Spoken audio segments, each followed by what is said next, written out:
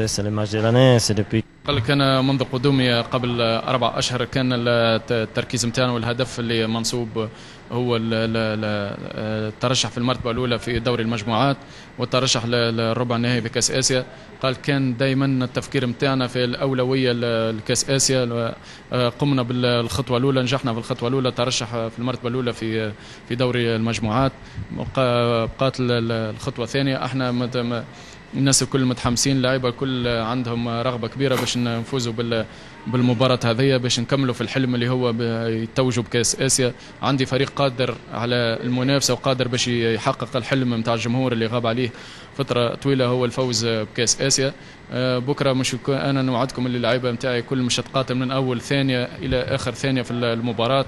نتمناو الحضور الجماهيري اللي يعطينا دفع ويعطينا حماس كبير. احنا الكل في عندنا هدف وحلم واحد، الناس الكل نتكاتفوا، لعيبه اطار فني اطار اداري وجمهور باش نحققوا الحلم هذا.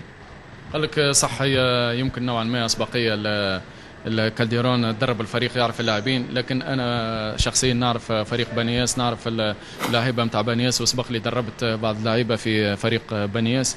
لكن احنا نركزوا على امكانيات الفريق نتاعنا، على الطاقات اللي عندنا في الفريق.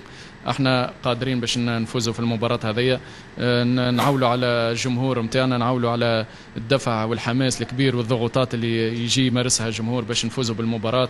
ونتمنى من اللاعيبه نتاعي يثبتوا بكره اللي هما فريق قوي واللي هو فريق قادر باش يفوز بالكاس هذه، واللي يلعبوا بافضل طريقه ممكنه في المباراه.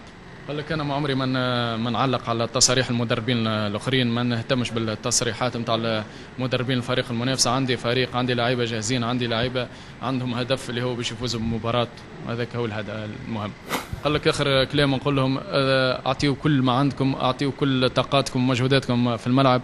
ما تنساوش اللي انتم حلم كثير اطفال يتمنوا يكونوا موجودين معاكم.